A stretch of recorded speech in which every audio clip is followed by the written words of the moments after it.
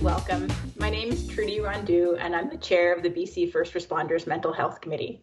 I'm happy today to have a conversation with a mental health professional that is intended to benefit your family night session.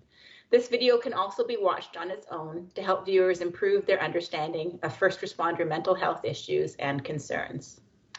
Welcome, everyone. We're privileged today to be recording this conversation on the traditional, ancestral, and unceded or treaty territory of the Coast Salish peoples, including the Musqueam, Tsleil-Waututh, and Tsawwassen Nation. I would also like to recognize that some of you may be watching today from other regions of the province or country and acknowledge the owners and caretakers of those lands. Before we get started, what is a family? In this context today, family is broadly defined to encompass all those who love and support a first responder. And it's important to remember and consider that there are at least two parts of the family dynamic. One, how the family members can support the first responder, and two, how the family needs to be supported. The goal of today's session is to create a resource addressing both how to support a first responder and how to support the family of that first responder. Now, today's discussion may include some topics members could find upsetting or triggering. If so, please take care of yourself, reach out for any support you may need, and remember you can always come back later if you want to revisit the recording. Audience members by the end of this interview will be able to describe some of the potential mental health challenges a first responder could face, describe how the first responder's mental health challenges can have a mental health impact on the family, describe some of the ways in which a family member can support a first responder loved one, and describe some of the ways family members can maintain their own resilience. So today I'm pleased to introduce Dr. Duncan Shields. Dr. Shields is an adjunct professor in the Faculty of Medicine at the University of British Columbia and a clinician specializing in the treatment of post-trauma and operational stress injuries and the support and maintenance of resilience under operational load. He's a co-founder of the Blueprint for the of Men and Communities group and the clinical lead for its first responder resilience program. So Duncan, welcome. Can you please tell us about some of the work that you've done with first responders and their families? Thank you, Trudy, and thank you for the introduction. I'm very pleased to be engaged in this conversation with you. This is so important, the health and well-being of our first responder families. We so often think about first responders in isolation, and families, of course, are critical supports and really the first to identify what's going on for first responders when they're impacted by their service. Some of the work that I've done, I've been a trauma therapist for 26 years, and also in that work have done a lot of work with couples through that time. I've been engaged really over that time increasingly with what I broadly categorize as uniform services, so everything from military to various first responder groups. And then really trying to move from waiting till things become critical or chronic and somebody is coming into my office as an individual counseling client to thinking about how we can create resilient organizations and really move upstream so that we can prevent some of the common impacts of service and exposure to trauma. That's excellent, and I'm totally on board with that upstream notion of prevention, so I appreciate you mentioning that. What are some of the common impacts on mental health you have found in first responder families? You know, when we think about, first responder, we say it, but first respond to what?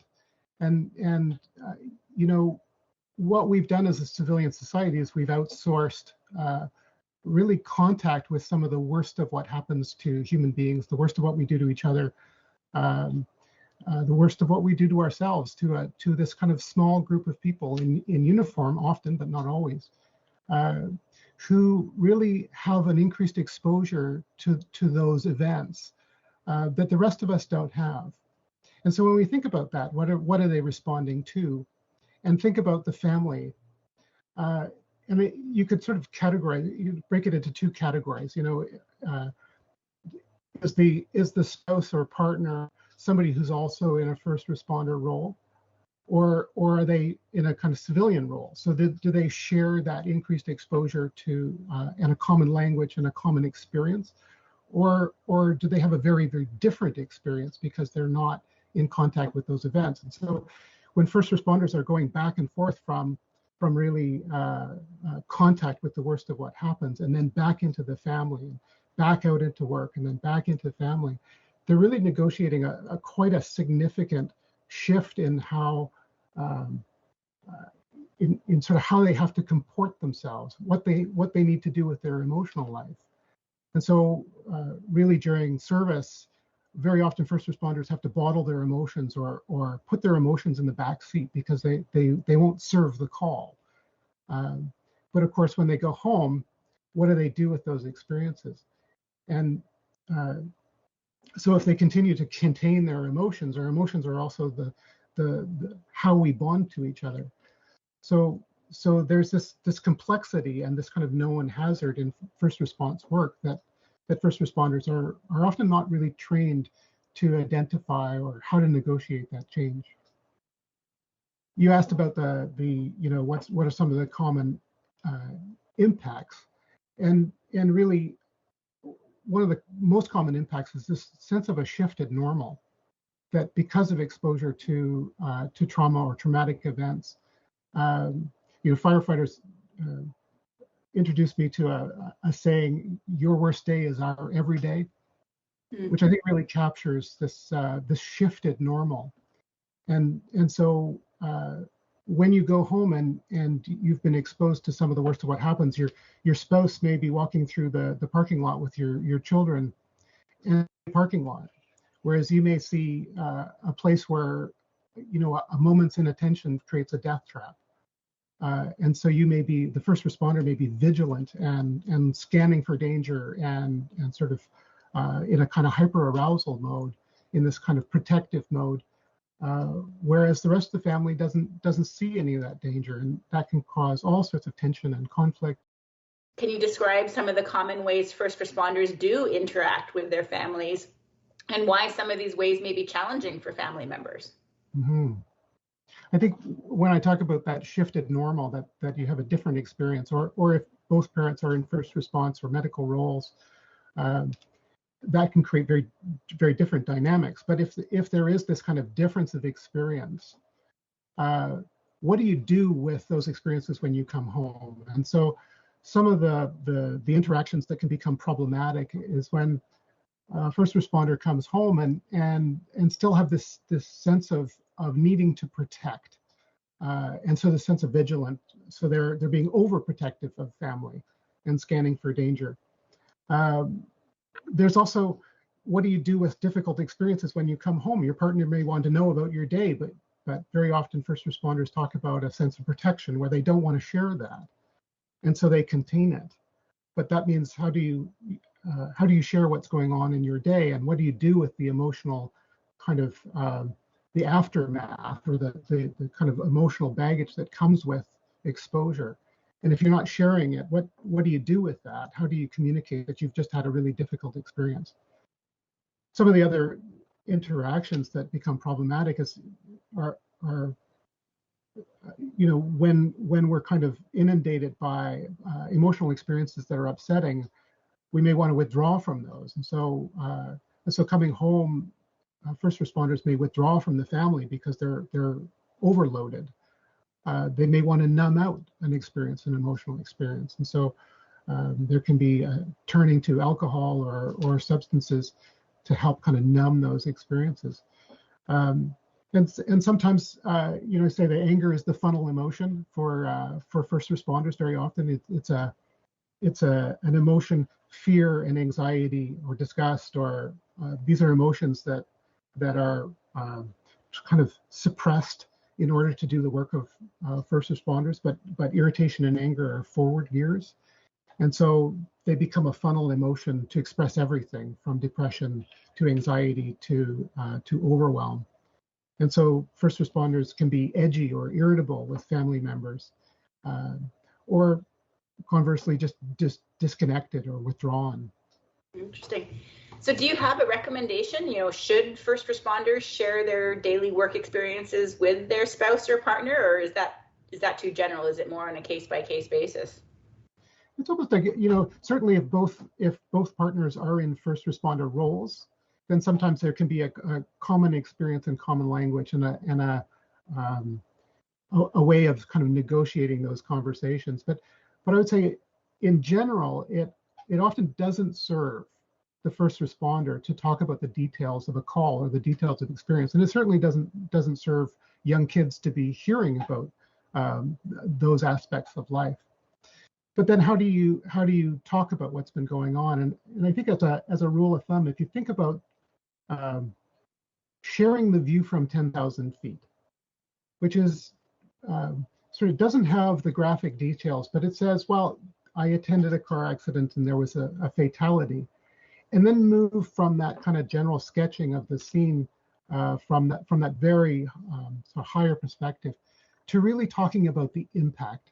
And impact is where we can really share without the kind of risk of traumatizing each other, right? To say, you know, I was in that scenario, there was nothing that I could do to save that life, and I've come away from that just feeling really kind of like I should have done something else, and that's sitting with me, and I'm carrying that. It's kind of heavy, and I need some decompression time for that. And so when we talk about and sort of label those impacts, that allows partner in and the family in a little bit more on, okay, that's what's going on, whereas silence leaves people to fill in the blanks.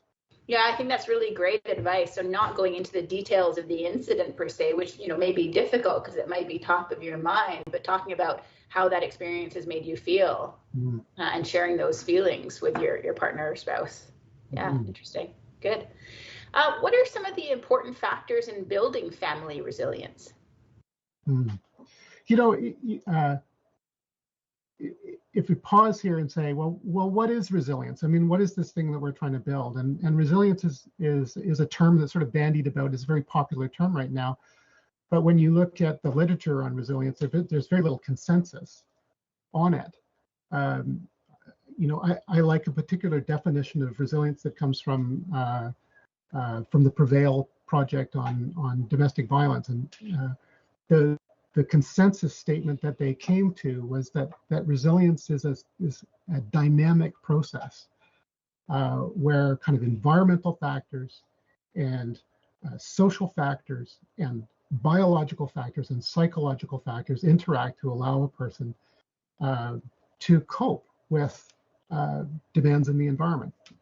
And so if we really think about that, and so this dynamic process that says it's not a trait, it's not something you have or you don't have.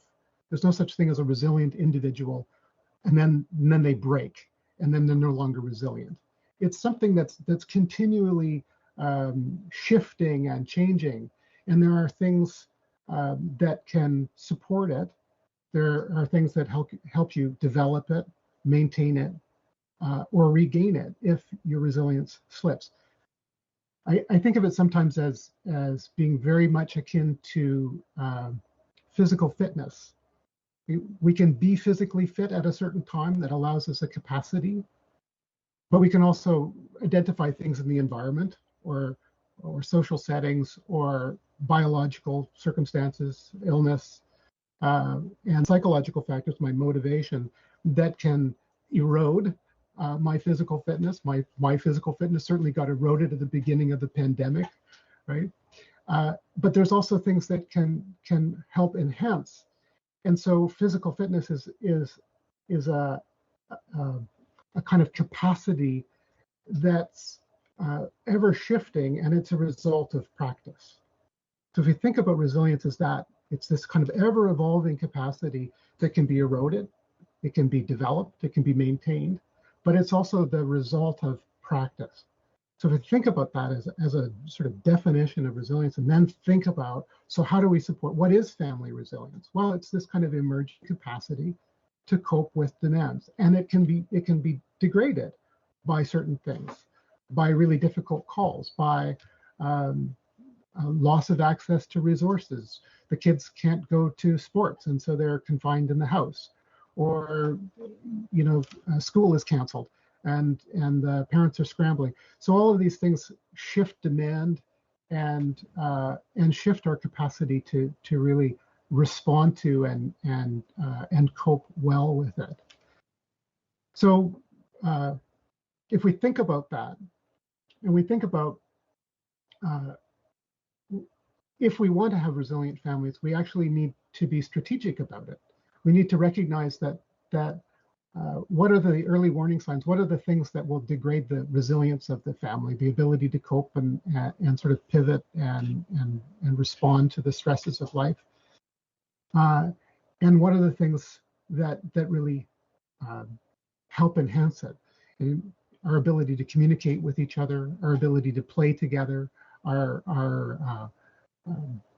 choice of spending quality time together, of really kind of lingering in moments and making sure that we appreciate each other, that we give each other our quality attention. All of those things become really important to how the family operates. Yeah, those are interesting strategies. I have not heard that one, sort of play together and the importance of having some play time together. Mm-hmm. And problems grab our attention. So when things not working, it's like when trauma is sticky, it kind of grabs when there's a car accident, all the traffic slows down on both sides of the road. It's this kind of looky-loo effect, but also this evolutionary predisposition to focus on what has gone wrong or what is dangerous or the problem. And so problems, what's not working tends to grab our attention and make us linger in that. And of course, there will always be something that's not working. And if you put two people together and unless one of them's redundant, you're going to have some friction somewhere where their needs don't meet. And so problems are inevitable, but we don't have to focus on them all the time. And finding what works, finding the things that we appreciate in the family, the things that our kids are doing right, and really kind of amplifying those and lingering in them and making sure that those get airtime and focus time becomes really important to making sure that all of our conversations aren't about problems. All of our conversations are not about what people are doing wrong or where they're not measuring up. That's really important for really sort of maintaining this kind of the environment that's conducive to growth and learning and bonding. Right. Okay. Thank you. What are some ways in which family members can maintain their own personal resilience? So we've talked sort of a bit about family resilience, but what about maintaining your own personal resilience? It's one of the most important strategies is to have someone to talk to. That a problem shared is much easier to carry, and when we become silent or an island as a family or as an individual, we're immediately less resourced. And so one of the most important things, and it doesn't, it could be a professional, it could be a friend, it could be another family of a first responder, but having somebody to really who sees you, hears you, understands you, that's a really primary resource. What are some key communication strategies for first responders and their families? We've talked a little bit about this 1,000-foot perspective. Any other suggestions? I think part of it is we talk about communication strategies. Well, be strategic in communications.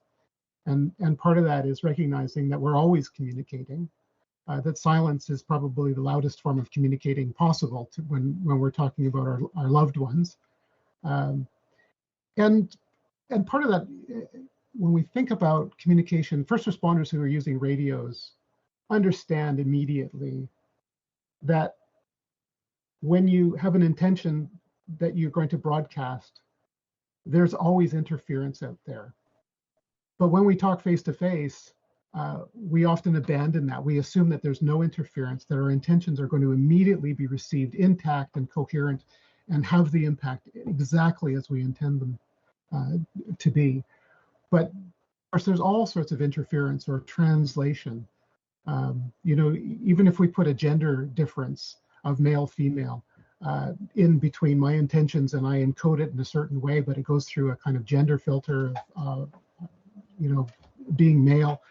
And then my wife receives that message, but she decodes it through a filter of female socialization, and the impact is totally different than what I wanted. That's a very common experience. And so very often we need to slow down our communication to make sure that our communication is understood, and make sure that we're understanding each other. To slow that down, and rather than listening to each other to respond, to slow down to listen, to ensure we understand. Okay. So, yeah, that's a good point. Listening for understanding rather than listening to respond. Yeah.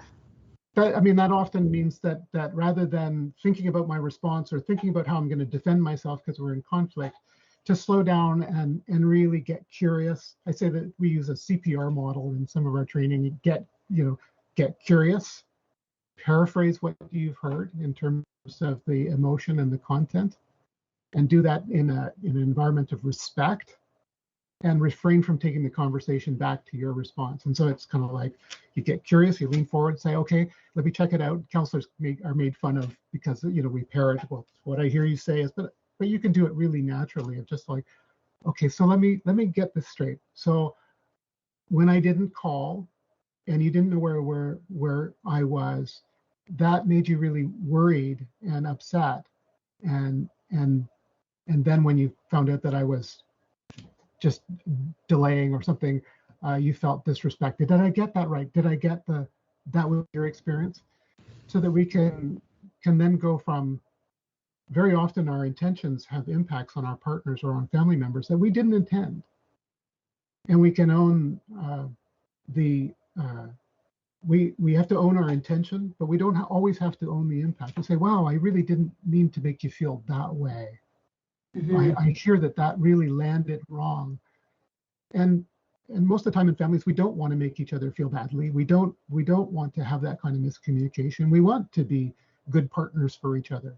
And so when we slow down, we create the atmosphere to move out of the blame game or finger pointing of who's right and who's wrong, these kind of win-lose games, to really start to create an atmosphere where we can learn and we can understand how to dance together without stepping on each other's toes, which is kind of an inevitability of learning to dance together.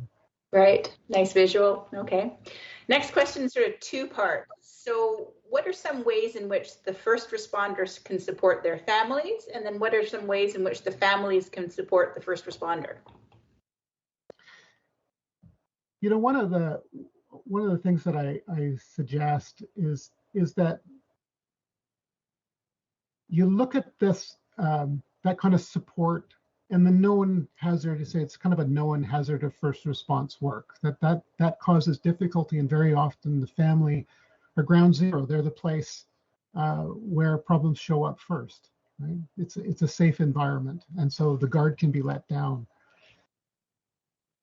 And so if you think about it as a common problem, we're just here, common problem that we need to solve. So how do we maintain support for a first responder, and how do we maintain support for the family? And part of that is about really thinking about negotiating what everybody needs, to have conversations about it. So, for example, a first responder could phone home on the way home to say, I've had a difficult day. This has been a really challenging day.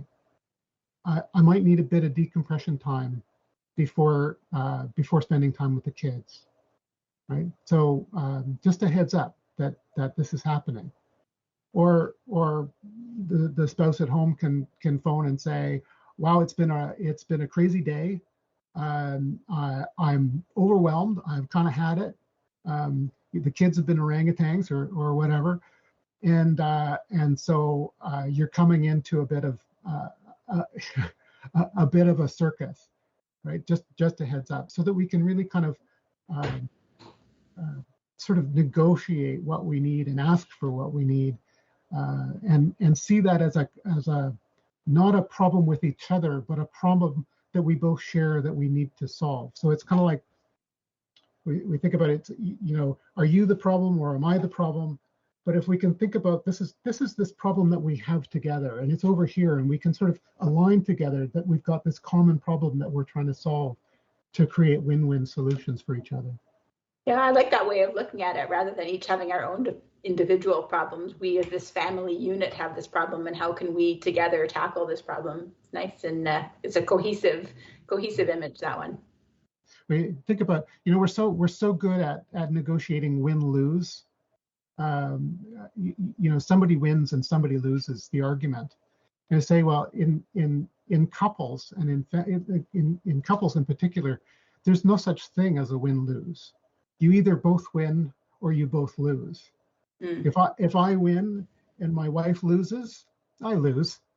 If she wins and I lose, she loses, right? And so if we really think about, well, how do we create a situation that is a win for both parties, then we're aligned. Right.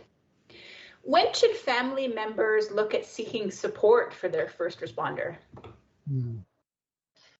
I think that and support comes in many forms, right? So thinking of support in terms of reaching out to a peer, or reaching out to formal peer support, or reaching out to employee assistance, or reaching out to some other professional, or crisis services. So there's a whole tier of different supports. But I think certainly when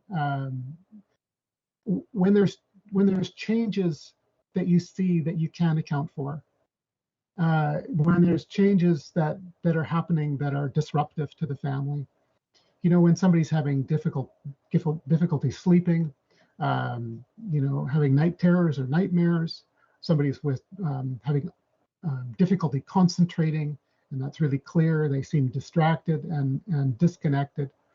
When somebody's got sort of chronically fatigued that there's no accounting for. If there's real irritability that's just being, it's not resolving. It's not something that's temporary. It's sort of lasting. Withdrawal or loss of interest, all of those things. Sort of increases in substance use as a way of numbing. All of those sort of self-isolating behavior, all of those things are things that very often the family identifies first. And it starts with a conversation to say, hey, I've noticed this, and be really specific about the behavior. Label the behavior, don't judge it, but label the behavior. You're choosing to spend time alone rather than interacting with me or interacting with the kids or whatever your situation is. And I'm wondering what that's about, right? To ask, and exploring what the additional supports might be. So really, when you see a change that you can't account for, it really starts with a conversation, and then identifying what level of support, what is going to help here. And certainly, if people are isolating, or seem to be saying goodbye, or in some ways engaging in really high risk activities that make you concerned about suicide, then that's a time to not delay. That's a time to really err on the side of caution and get help, and get professional help now. Okay, thank you. That's an important point to add there. Thank you for including that. What can a family member expect when seeking support, either for themselves or for their first responder? I think realistically, you say that, when is the right time? The time is now, right? If you're looking for professional help, if you're looking for somebody, when should you seek that? Well, the worst time to negotiate that is actually when you're in crisis, or things are really chronic, and the kind of the impact has kind of reverberated out into various parts of life. So you don't just have a problem at work, but you've got a problem that's now a disciplinary problem with coworkers or management. You've got problems of conflict in the relationship. You've got kids who are sort of withdrawn or afraid of mom or dad. So these problems tend to expand over time. Then if you're looking for help, then when it's chronic or crisis, that's really the worst time to be trying to navigate your way through the system and finding somebody that fits. So I say, the best advice I can give is find somebody now. Find somebody when you're not in crisis. Find somebody that you can talk to, so that you've already identified somebody that can help when you need it, and you don't have to do that step. I guess I would add, when you're looking for help, I mean, in an ideal world, every clinician you phoned and every number you phoned would immediately be useful with really a kind of cultural competency. They would understand your work. They would understand you. They'd be great fit. They'd have really pithy, usable advice, and that would be ideal. But we don't live in an ideal world, and so realistically, sometimes it takes a while. It takes a couple of tries to find a clinician who fits, finding somebody that you trust, whose advice makes sense, it's just the right fit. And so if at first you don't succeed, if you find somebody and they're just not the right fit for you, keep going. I really encourage you to just keep going. Try again. There's some great resources of clinicians who've been kind of vetted by your peers. Turn to people that you know and respect and ask who they might have seen, and really let sort of word of mouth referral work to your benefit. Yeah, okay, thank you very much. We talk quite a bit about the importance of getting the right fit with some kind of therapist, counselor, psychologist, and that it can take some time to get that right fit. So don't give up on the first try. Just moving to wrap up here, what 3 pieces of advice can you give to first responder families? I think first, first of all, don't be an island. Being silent and maintaining an image of everything's working for the outside world immediately cuts you off from all sorts of valuable supports. So don't be an island. Talk to people, talk to your friends, talk to peers, talk to other first responder families. That's the best way to share resources. It's none of us are resilient alone. Resilience really emerges also in the context. I talked about the social factors in resilience. Resilience often emerges in the context of great relationships and people that we're talking to. So that's the first part. I think the other is, do more of what works. So don't let a problem focus blind you to what is working. Very often in relationships, we need to take the moments that are working, the interactions that are working, and amplify them. Find things that you appreciate and linger in them. And part of that is also to create a climate of kind of forgiveness in a sense, to create a climate where, rather than playing the blame game where you're always looking for who's at fault, to create an environment where you can learn from each other and really take the time to give each other the gift of your quality attention. And relationships are not built on the grand gestures and big moments. It's very often lingering over how you say goodbye in the morning and making eye contact, to really kind of lean in and make sure that you appreciate each other. And that's true for both the first responder recognizing that their family is also in service, that the family also are coping in some way with the sort of the ripple effect of their work, and to appreciate them, because our first responders really are able to serve because of the work that families do supporting them. So appreciate the family for the support that they give you, and as the family appreciate the work that your first responder partner is doing, because we're all living the lives we live because of the work that they and families are doing. I really like that notion of the first responder family being part of being in service as well. It's not just the first responder, but that first responder family is part of that service. Yeah. Absolutely. Absolutely. All right. Thank you very much for your time today. Thank you. It's been a real pleasure and an honor to contribute to the conversation here. Thank you.